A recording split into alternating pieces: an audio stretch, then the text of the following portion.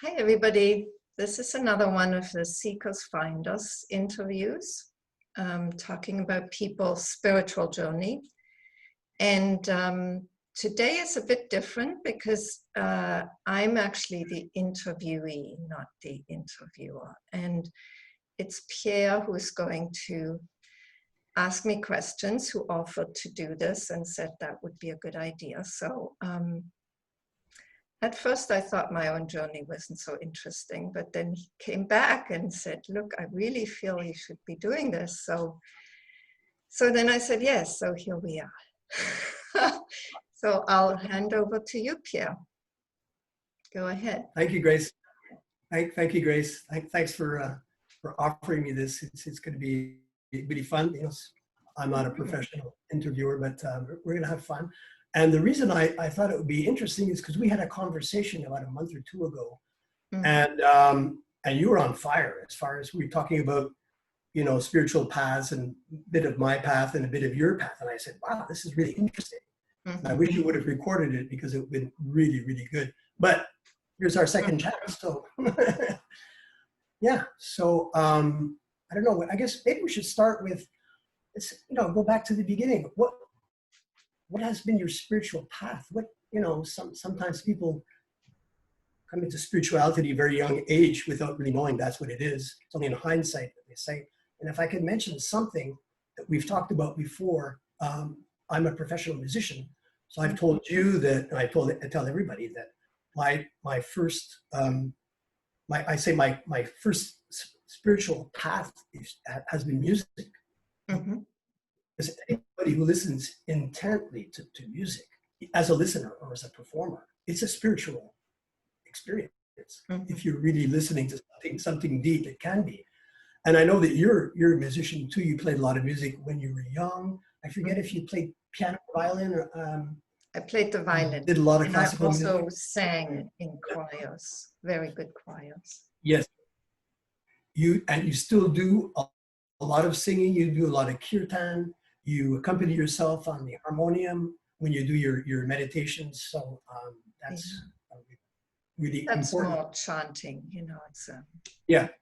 It's very different from the classical music I grew up. Oh yeah, absolutely. But it's, in the end, it's all about transmission, spiritual transmission. So I don't know, you want to take it from there? Is that a good place to start, or wherever you want to start?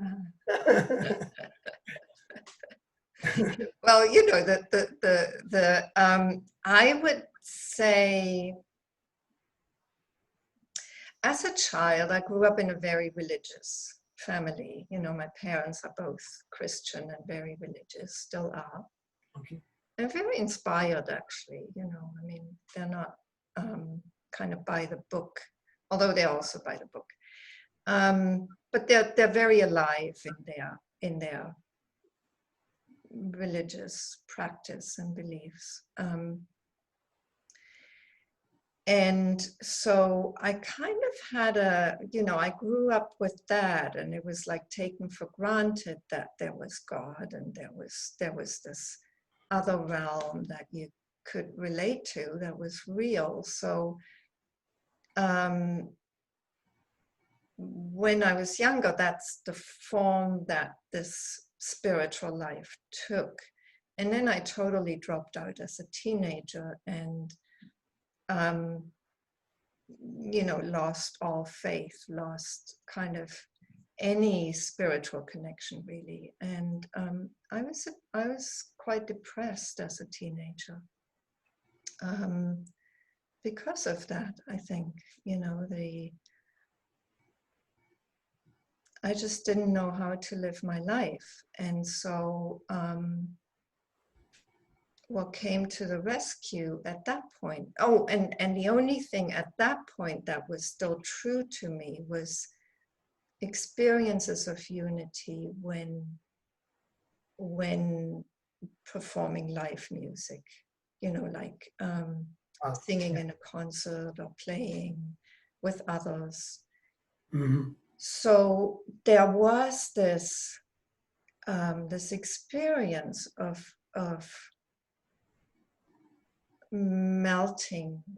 things melting into a unity.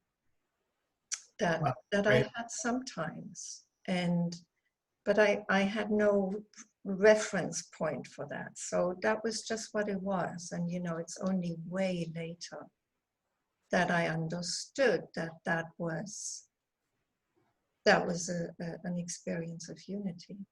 Yes, definitely. Yeah. The merging Mhm. of spirit and yeah, becoming one and yeah, Yes. not being lost in thought and Hmm. the transmission of the music. Yeah. Sure. And could I say something also possibly like I've heard a lot of people is say depression can kind of be, a portal to spirituality. You become kind of a seeker because of depression, because you want to do something about it. You're looking for answers. You're looking for something that's outside of, you think it's outside, but something to help you anyway. Hmm. People like Eckhart Tolle was Hmm. extremely depressed Yeah. Yeah. when he was young and in his 20s too, throughout his Hmm. Hmm. Yeah. university career. Yeah. So. Yeah. And Jeff Foster, Mhm. says the same thing. Mhm. Um, for me at the time, actually my way out was the mind. I Oh, was really kind of just getting interested in the mind and the mind side. an So intellectual, you mean? yes, yes. Yes. So Okay. I actually have a degree in psychology, but I wasn't ready to go to any of that emotional stuff at the time. So I ended up doing a master's in philosophy and doing a PhD, Wow. um, and then I ended up teaching political philosophy at university for 10 years. Okay. So, and maybe that was some old karma that played itself out that way. I really don't know, but I just was on fire with that. I wanted to learn, I wanted to know more, and I wanted to share what I Sure. felt I had to share. So, and that came to an end. And at the same time, also my emotional life was terrible. I was in a relationship that brought up about just about everything that was painful and difficult. And so I started going to therapy. Yeah. Well, And so at that point, there was no spiritual search. And I remember that for 2 or 3 years, really, I went more and more deeply into all the emotional stuff that was there from the past. yeah. And things just started falling apart, basically, which is often what happens. Absolutely. And so I remember there was a point I was meeting a friend for tea or coffee, and I said to her, something has to change, and I don't know what, but I can't continue like this. And that in that coffee place, I found a flyer for a meditation class. And so I thought, well, might as well give it a try. Can't hurt.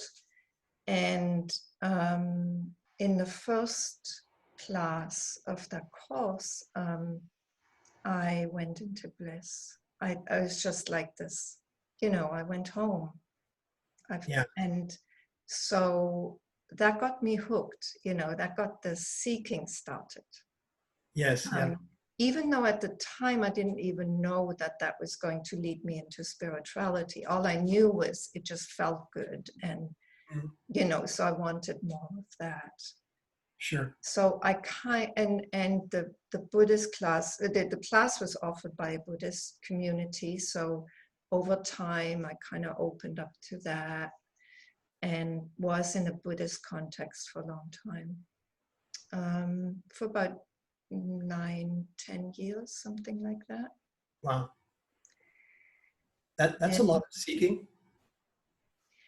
Well, you know, it was a time when really I found the benefit of meditation, um, and the healing in psychotherapy that was happening at the same time. It really started stabilizing and grounding my life and bringing some peace to it. Absolutely. So that's how it all started, and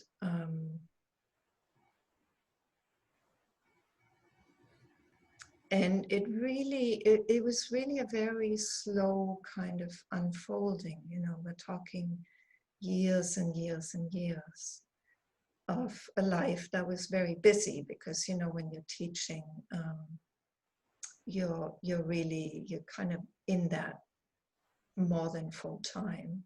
Yeah. So yeah, so Wow. that was the beginnings. That was the beginning. Yeah. I would say that even before that, it seems like a long searching, seeking period. Even like you say, the intellectual, when you get into philosophy, you're asking some very deep questions, aren't you? You know, even if it's with the mind, I mean, there is a search that's happening. You seek, then you come possibly to a standstill where you don't feel you can go on anymore. So something maybe drops, and then you have to go deeper. And then you, like you said, you went into psychotherapy. That's great. I've always said I did the same thing. And for me, the next evolution from psychotherapy is just spirituality. It's all the same. For me, I just see it like a, you know, continuum. And the more you get into it, it just becomes, you know, what we call spirituality. But for me, it's all the same thing, you know. And even I'd say, you know, from music, and then getting it, you know, you're looking for, lack of a better word, a higher state, some kind of transmission, some kind of really experience that brings you back to your authentic self, something that's really feels alive. So that's for me, music. And in psychotherapy, that comes up when there's certain problems, but you're seeking, you're already a seeker in psychotherapy, because you're seeking to relieve yourself of whatever the pain is. And, you know, and then that evolves, like I said, into spirituality. I see it kind of all as the same. You know, the mind kind of wants to put it into separate categories, but for me, it's kind of, you know. Well, you know, my experience was slightly different in that, I mean, yes, you could say it all kind of leads to the same thing. Yes, and at the same time, I know that for me, there were very specific points where I realized that whatever I was doing, I'd come to the limits of what was possible with that. Yeah. So definitely, you know, talking philosophy, there was a very clear perception towards the end of my kind of university career that I'd given this all I had, and I'd done as much in that realm of rational thought as I could, and I couldn't get any further that way. So there was a clear sense of having come to the limits, having reached the limits of that paradigm or that realm. Sure. And so I knew I had to drop it, and you know, it was a question of finding my way out, which I did eventually. But and the same, I would say, happened with the psychological healing, you know, the emotional healing. Because, and even with meditation, because there came a point where, you know, I felt, you know, here I was, I'd meditated for like maybe 15 years by then. And my mind was still as busy as ever. or maybe a bit less, but still busy, you know. Yeah. I just felt I had reached the limit of that.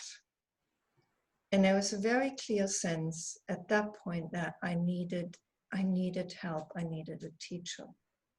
Yeah. And so also at that time, I had come across non-dual teachings, and I approached somebody, Nirmala, who I afterwards also, you know, had conversations with, and who Yeah, participated in the online retreats.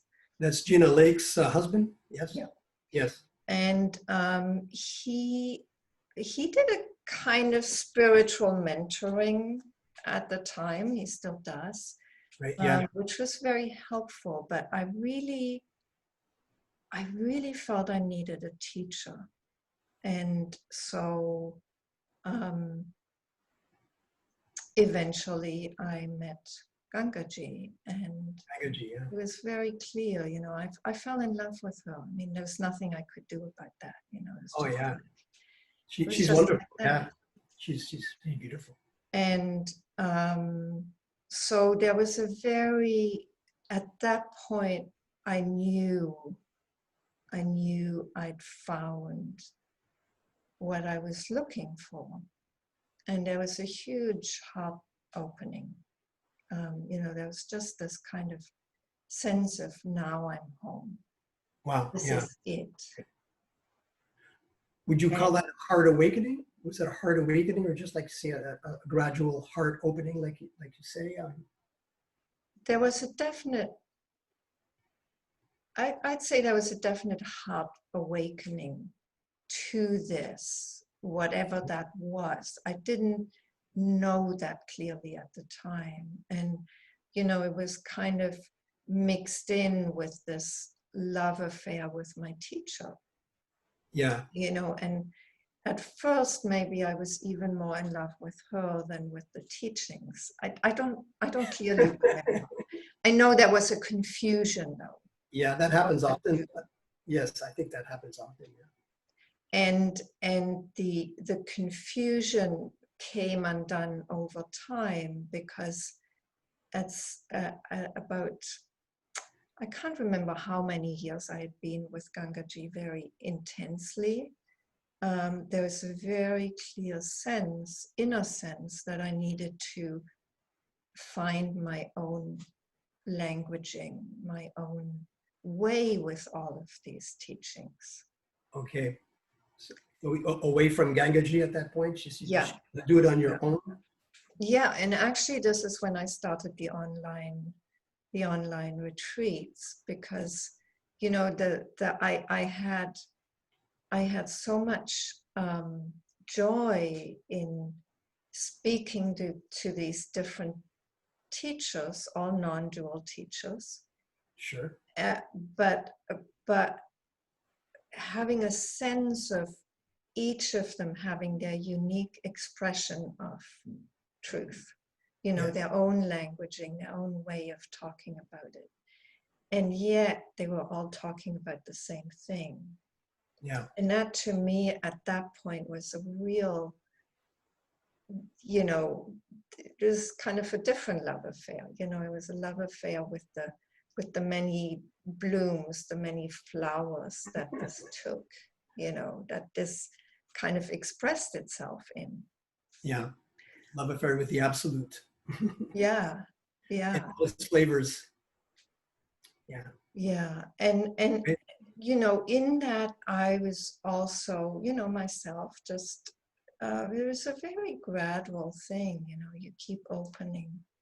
Yeah. Although there was a very clear point,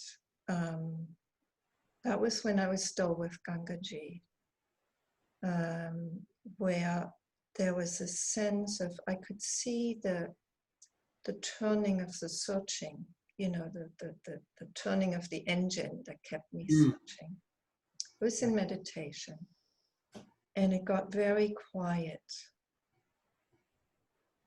and I knew that this was it. There was nothing. There was really nothing to get. this was it. This was all there was. Yeah. And So you settled down. You really settled down at once.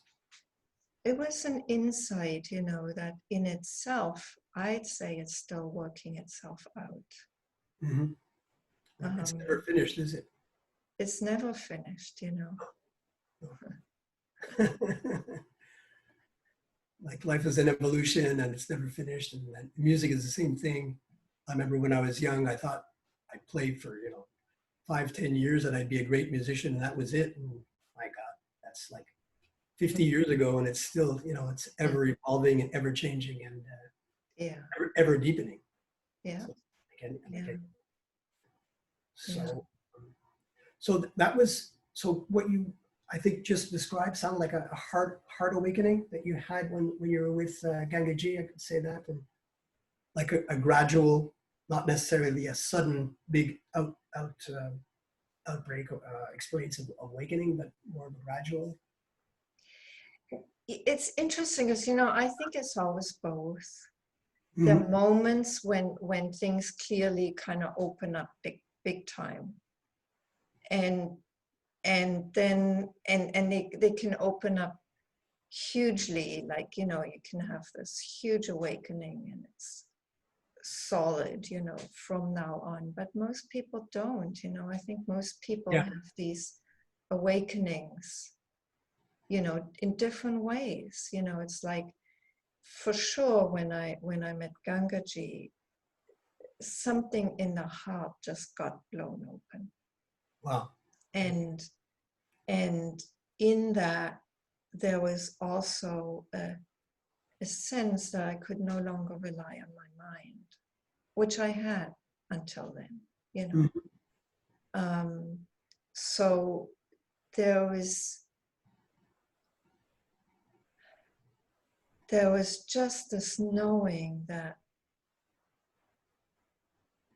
what was real was beyond the mind. Although I wouldn't have been able to put it like that at the time. Mm-hmm. Yeah. I was just in love. Wow, that's amazing. So it sounds like you had a heart awakening before a mind awakening, which is usually, they say that mind awakenings happen prior. Usually it's first, and then heart awakenings maybe after. I know that's I know, but yeah. That's one of the plans, Yeah. not my experience. Fantastic, that's great. And in traditional yogic teaching, they talk about two paths. They talk about the path of the bhakta and the path of the jnani. And the path of devotion, which is the bhakta, it's a heart path. It's a devotion to a teacher. It's a devotion to love. It's devotion to truth. It's devotion to serving. All of this is very devotional, and it's in the devotion that somehow the separateness undoes itself, Mm-hmm. Not necessarily in a big way, it happens over time. Would you say that you were devotional in your path with your experience with Gangaji, or?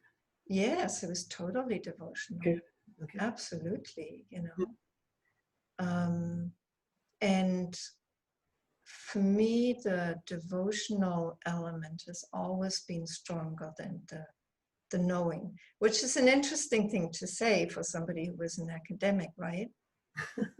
But really, truly, that's what I found for myself, is what I really care about is not the knowing, is actually it's a knowing that's not a mind knowing, it's a heart knowing, it's a deeper knowing, it's a more full knowing. It's a heartfelt experience, yes. Yeah. And ultimately, maybe it's the same thing. I mean, the Buddhist tradition, they talk about the Buddha mind. It's a heart and mind, it's not just a mind. Yeah. So, the more I talk to people, teachers and, people in the Seekers Finder series, that was one of the inspirations is that everybody's path is so unique and so, in some ways so different, and in other ways very predictable also, because it's a path of undoing, a path of Exactly. ever increasing opening to not knowing, to just life being what it is, being what it is. Mm-hmm. So devotion opens you up to that in a very subtle way, awakening opens you up to that in a very clear way, in a very kind of mind way. So,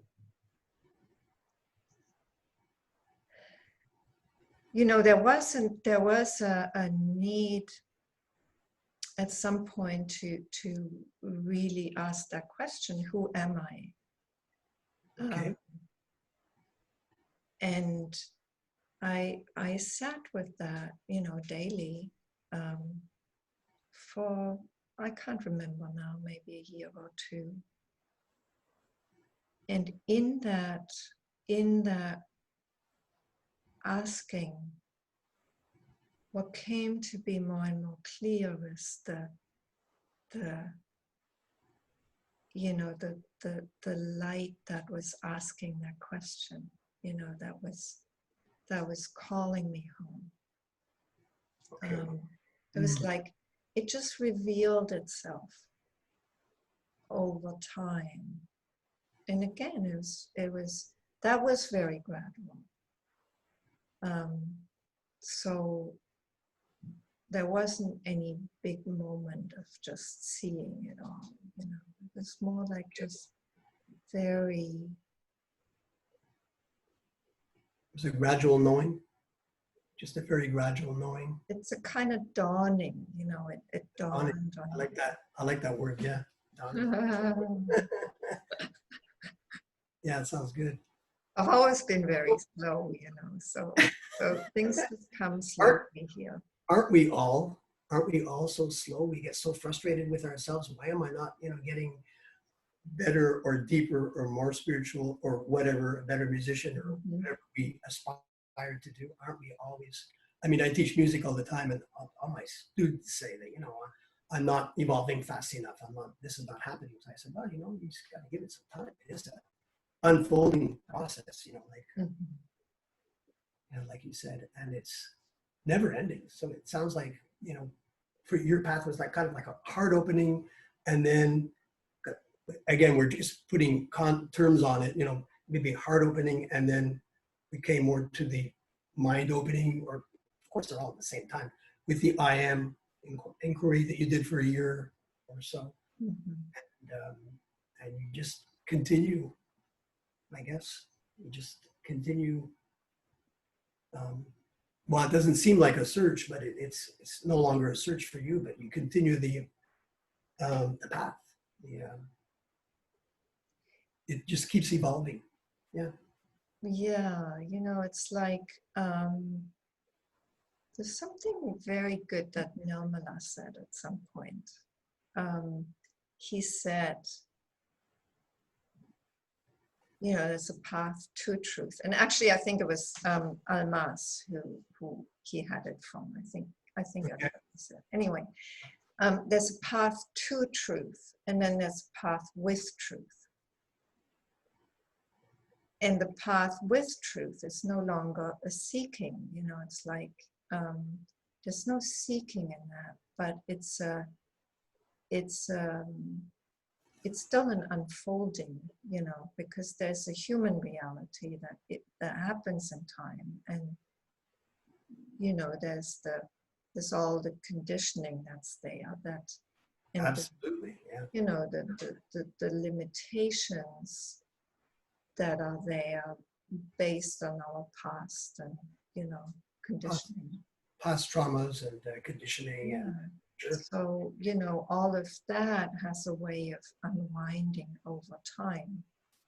You know, that can take a lifetime or 2 or 3, you know. It's never ending. I mean, you see it with all the great teachers say that they're still processing stuff. You know, Ajashanti says that, and he's not finished, and you know, I don't think anybody really is. Mm-hmm. You know, I don't know if the Buddha was finished or Jesus Christ. Who knows? I mean, you know, it just seems ongoing. You know, and the same thing with I always bring it back to music because that's what I know the best. The great musicians are never finished. I mean, John Coltrane, famous saxophone player, was, practicing incessantly until he died. He died very young, but still he was always searching, never kind of, always searching, always trying to play to evolve, get better. And I know Michael Brecker was like that. Miles Davis, they were just wanted to continue to evolve, and it was never finished. Yeah. You know, I'd say, Pierre, though, there's a difference between performance and searching, searching to get better, searching new stuff. It's like there's an endless turning to that. It's not true when you're settling into or opening to new things. Like, when you're no longer searching, it's like things may open up in ways that you would have never thought. They come as a surprise. That's what's interesting. Okay, I see the difference, right? So there's a kind of, rather than there being a searching, it's like there's a finding out things as you go along. Like I'll give you 2 examples from my own life. One was when I actually maybe 3 things. So so I was living by myself. Go for it. Quite happily in the Laurentians in my little, cave in the mountains. I know, we were neighbors for a few years. Yes. And there came a time when there was this inner knowing that this was too easy for me. I'm a natural loner, so I'm fine when I'm by myself. It's like perfect. But there came this knowing that I was playing it too safe, and I needed to come out of my shell. I needed to come out of this, cave in the mountains that I moved to. Mm-hmm. And it was beautiful, it did give me, it was like a retreat place. And I was, for many years, I was able to be very quiet there. And that was what was needed at the time. But this time came when it was very clear that I needed to let go of that. Yes. And so I ended up moving together with a very good friend of mine. And it was a good idea, made a lot of sense. And it was very challenging at the time. I think somebody could be extremely challenging. Absolutely. Yes. So what came as a surprise was that it was so clear that this way of living was no longer good for me. And I really needed to change that. And of course, then it became clear also what the alternative was. And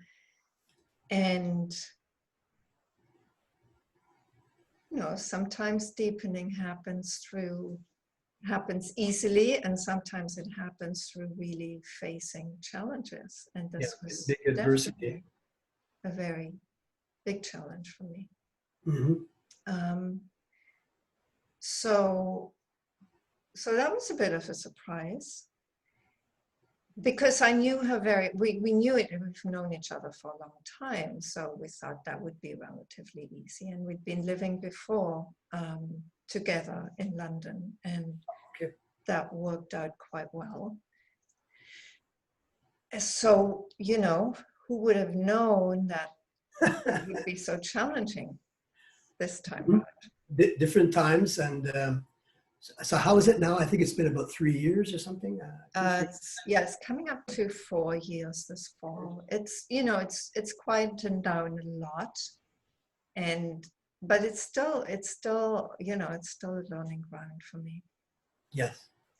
I get to see all the ways that I defend myself, that I play things safe, that I, you know, all of that. And that can be a bit difficult at times. All the stuff we try to hide from. Yeah. Would you call it a kind of surrender? I mean, surrendering to, yes, please talk about that, because that's always an important path. And I know my experience with surrender is like, you hear a lot of teachings say, oh, just, you know, surrender to what is. I don't think we can actually, it's very difficult to make a conscious choice to surrender. Often what happens is, I know my case and many people's cases, life beats you into surrender. Last couple of years, I've been beaten into surrender because my mother's aging. She's 91 years old. She's getting Alzheimer's. She's she's placed, having to care for her for the last couple of years. Now putting her house on the market, selling that, other things, end of relationship, a lot of other things with the COVID-19 happening. Well, it's a great time to I've been going into a retreat, going into myself, and a lot more time to meditate. But I've also lost 90% of my work. I'm a musician, so I can't play anymore. Everything's closed down. So I've lost like over 60 gigs. I was going to do some big festivals, and everything was canceled. So a whole year's work was canceled.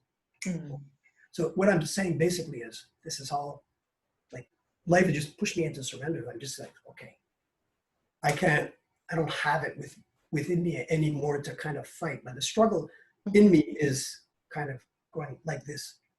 Has that been your experience, kind of?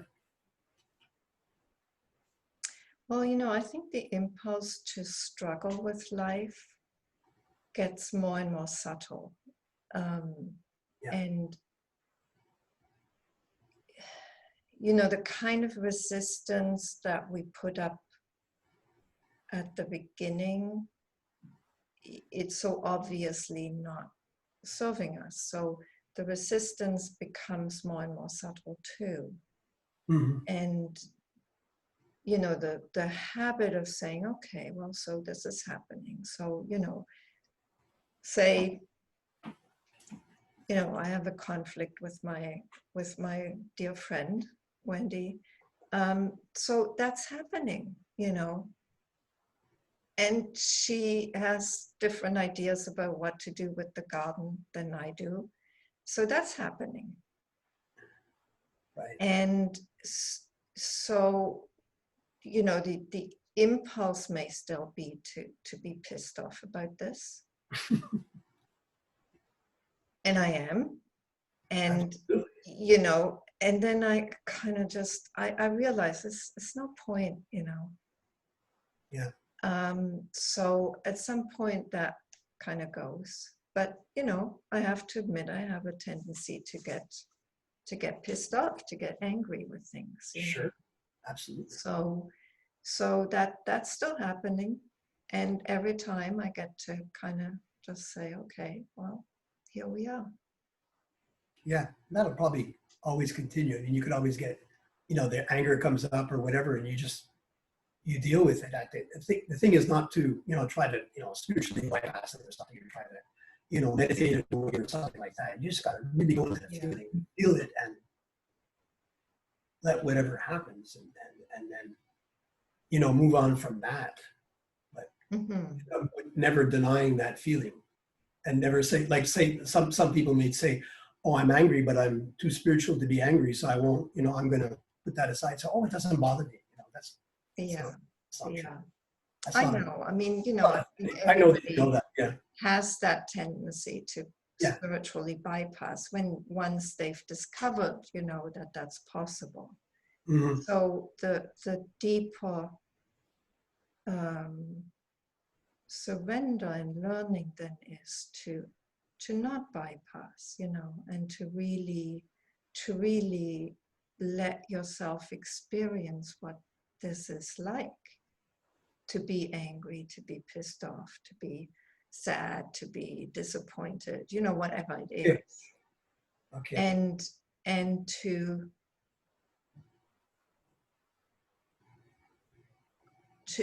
just allow this to move as it will. Okay. Because at a human level it does, you know, it arises and it will do what it will do, you know. Absolutely. Can I ask you a question? How do you do that? Do you just kind of just say, okay, this is happening, and you really get into the feeling? Is it kind of like you go into a meditative state, or you just go into the feeling, and if you have to get angry or whatever, if you have to cry, if you're sad, you just do it and that's it? And of course, without spinning the stories that are happening, because that's going into the mind. It's just to stay with the actual felt experience of the energy of whether it's anger or sadness or whatever. Yeah, you know, and let healing, let yeah. the healing happen there at that level. I mean, anger often is at the top of something else. So Yeah. below the anger may be an upset about, or you know, pain that comes up from the past.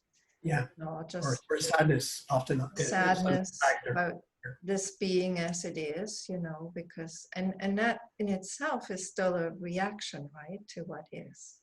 Yeah. So you just get to see more and more clearly what is a reaction and what is just an openness, Yeah, to what is unfolding, you know. And yes. yeah, I see myself doing that often when I'm in you know, with somebody, and I watch myself react. I say, oh wow, that's a reaction. Trigger, whatever you want to call it. I say, oh, sometimes I catch myself. Okay, wow, that's interesting. And I may go on with it and whatever, you know, maybe not change it. But after a while, I say, wow, that really triggered me. Where'd that come from? You know, and yeah. try to feel into that. Okay.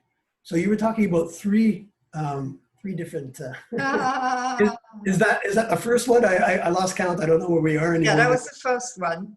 The second one was that I live quite close to the border to the US, just about 2 kilometers away. And so at the time, just after we moved, the year after, people started coming across the border at an irregular point, not an official border crossing. Okay. Because for people coming from the US, that's a way of being able to claim asylum in Canada. Okay, yeah. Where at the official border crossing, they would be sent back to the United States because that's considered to be a safe country for people to be in. And there's this agreement between Canada and the US. That they consider each other safe countries for asylum seekers. So I wouldn't say the U.S. is safe anymore, but that's all. Exactly. So we don't want to get into that. That was post-Trump, and you know, so I ended up getting involved in a group that's called Bridges Not Borders, which really sprang up locally as a local initiative to support people who were crossing, to be able to do so safely, and you know, being respected by the police rather than treated harshly. So I wasn't aware of that group. I didn't know. Yeah, that's good to hear. Yeah, so I got involved with that, and that was a real surprise to me because, you know, I haven't been involved politically since my early student days. And so the involvement was very different. You see, it wasn't from the head. It was more like a humanitarian impulse. It came from the heart. It was just like, well, I'm here, these people come across, they're losing everything, they're at a very vulnerable point in their lives. They Mhm. don't know what's expecting them here. They hope they will be able to stay here, but they don't know. So it's a very vulnerable point in their lives and a point of a lot of unknowns. Okay. And so there was just a desire to be of help. And I had to leave the political argument and the interviews to other people in the group, because I don't any longer have the convictions and the strength of convictions to kind of argue with people or to make a coherent political argument. It's Yeah, just, sure. it's no longer there. Mhm. So I was involved in the way that I could. And sometimes I was very aware that people came from very different places. They really had very strong convictions about this. Yeah. And I didn't, I couldn't. I Mhm. couldn't anymore. But it was a surprise that I did get involved for quite a while. Okay. Are you And still with the group now? not in the leading kind of group of three, the coordinating committee, because I got busier with my own work and activities. So I felt I had to let go of that. Okay, good. But that was a surprise. And the other surprise was that I thought that I would never get into gardening. And it just came as a Really? total revelation Okay. that I got into gardening here. And it's, the climate is good for that here. It's warmer than the rest of Quebec. And It's more south, yeah. yeah, so Well, I just discovered this passion that I have for growing things. And well, that's nature. I mean, so many teachers I know that Susanna Marie always says that her her, her, her awakening, everything was natural, and she just opens up to nature all the time. She's been doing it all her life. A lot of teachers talking about that, how potent nature is. And I know for myself, I've got a country place which is close to where you used to be, and that's it. I just go. Well, you've been to my lake, so you know what it's like. It's just like, wow, incredible. So we're blessed to have this nature. Yeah. Well, it's interesting because it's when you're in nature and it's forests and mountains and lakes, it's like it's very much just there for you to settle into. When you're in a landscape where I am now, which is very agricultural, is something very different happening. It's the coming together of the earth and the human interaction with it that creates the fertility, Okay. that makes things grow. So Yeah. it's a coming together of nature and human nature, that's Yeah. very different, because this is about growing things. So growing things is it's a mystery. It's like out of nothing comes something. Absolutely, yeah. And it's yeah. I mean, of course, I'm the granddaughter of farmers. My parents were first generation farmers. Okay. So I So grew up. I loved my grandmother, the farmer grandmother, and so I grew up knowing the life of a farm. So why was it, you said that it was a surprise to you that you got into gardening? Would it be in kind of in your bones, in your DNA? Well, I didn't. Yes, it would be. You'd think so, but then I grew up with a mother who had us weed her garden, and that put me off forever. You didn't like that, yeah. No. With the weeding, yeah.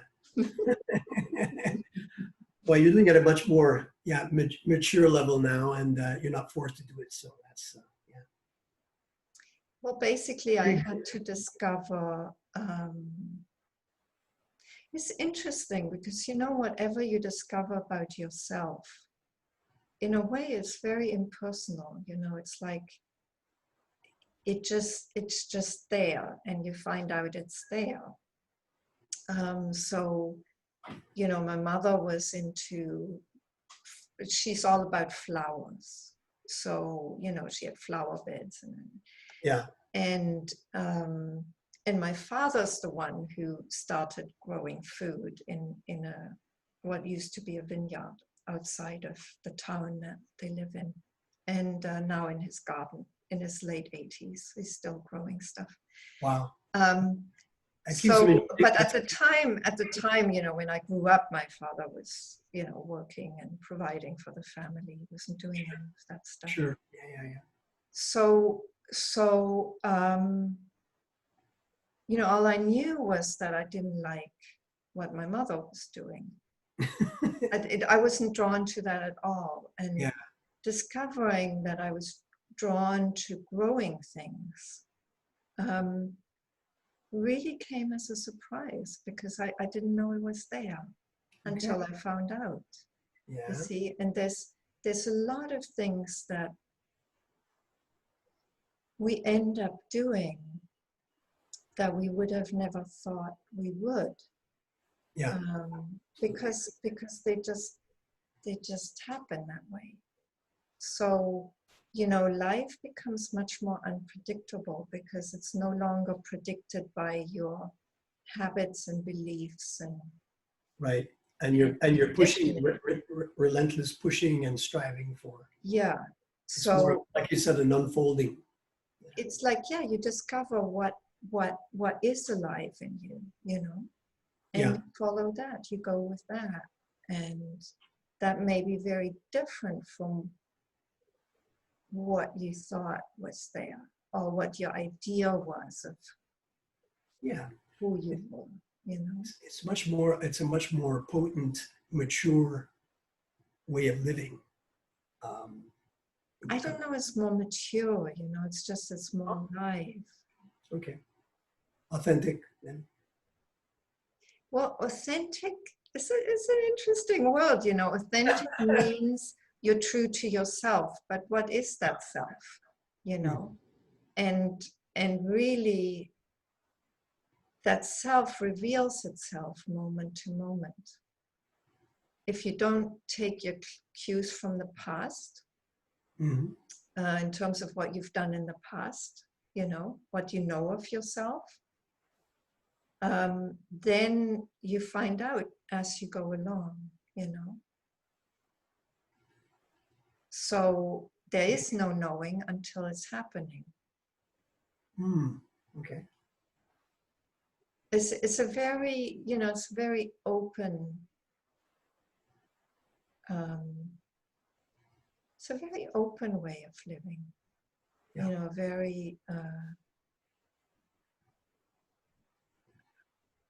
I wouldn't say unpredictable, because of course there's still some conditionings there, and personality stays as, you know, some of it stays, some of it goes. Sure. And you find out as you go along. Wow. Amazing. Interesting. And you know, I'd say one more thing.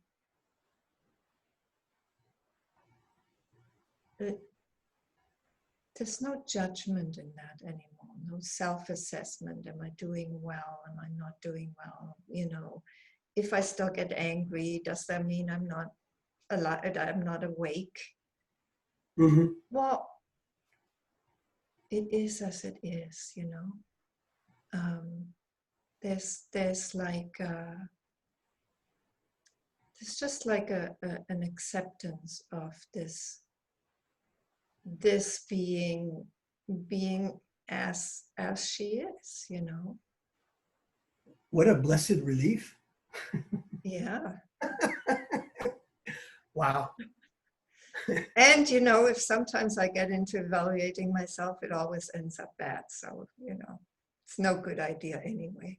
But at least hopefully it doesn't last very long. Whereas No. where it could have lasted for days or weeks or whatever, you just keep on spinning that story inside your head. At one point, you know, if you have it now, it may last for an hour or two, and then you say, oh, you see the worthlessness of it, and you go on. I mean, Well, you must see it right away. it's just a thought. More obvious. It's just a thought, you know. Yeah. And what is a thought compared to the aliveness of this, you know? Mm-hmm. Mm-hmm. A thought is not alive. No. Do you know? It's only alive because we give it belief.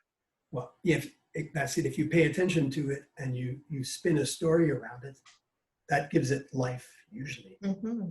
But if you stop doing that, which happens in awakening and any spiritual, you know, evolution, you stop doing that, so the thought just becomes less and less potent, less and less important. And you know, divinity includes everything. I mean, it includes this. So how can I take issue with this? You know? Beautiful. There's a gentleness in that this, you know, it's just more truthful than the thinking that has all these ideas. And if I come to anything, it's to see that thinking can be very loud, but it's not real, you know. Mm-hmm. Yeah, I can feel that in you, Grace. I can feel the gentleness in you and the transmission of that. Yeah, very strong, very obvious. I think it's going to be obvious to anybody who's listening here. Mm-hmm. I think so. It will be. Yeah. Mm. Yeah. So, do you think is that a good place to? Is that a good final note? Do you think for this interview here? Yes, I Or anything else you want? Would you like to add anything? And what more? No, I don't feel. Actually, you know, considering my path in my life, considering how much I was in the mind, you know, that's a really good place to stop with. Sounds great. Thank you. That was really very valuable, very valuable and very touching for the transmission. Thank you. Thank you very much, Grace. Oh, well, thank you for insisting, Pierre. I know I had to push you into it a bit. You said, who would be interested in my spiritual life? I said, Grace, you know, I see all these, you know, interviews everywhere. Some of them are good. Some of them are like, wow, completely lost in the mind. I said, why not? Why wouldn't you? Mm-hmm. And it's you. It's your personal, unique way of, you know, of living this life here. And let's hope people will get something from it. I think they will. Yeah, Very much. I hope they will. And may it so. And thank you. I have. You know, sometimes it just takes time to kind of come to things, you know. Sure, I can understand that. Yeah. And I know you're not you know, you're kind of you're a very private person, and you know, you don't want to push things. And you don't like being in the limelight, and. Well, here we are. Yes, good. Yeah. Okay, thanks again. Beautiful. Yeah, and thank you, Pierre. Thank you. Wouldn't have happened without you. So I trust that. You know, in the end, I just trusted that desire in you to do this. Yeah. Because if it comes forward like this, you know, it's got to be trusted. What else are you going to trust? You know. I didn't think of it that way. This happened. We had a discussion about 2 months ago, and it came from there. And you were, like I said, you were on fire. You were talking about your path and everything. I said, why don't you do an interview? You know, you'd be the one who's interviewed. So that's how it happened. Yeah. Thank you. I didn't do much. I just opened the door. You went for it. That's great. Yeah. I just sat back and listened. Okay. Well, thanks again, Pierre. And just Thank to you. let everybody know that this is a series of interviews with people about their spiritual path. So you can check out other interviews on the website, www.living-from-love.com. Or you can go to my YouTube channel, Grace Bubeck, and you'll find more there. Be well. And thanks again, Pierre. Thank you. And if I could just add, you've got some amazing interviews in there. Amazing ones. I really hope people do check out your channel. Okay. It's quite a wealth. Okay. Thanks, Pierre. Bye.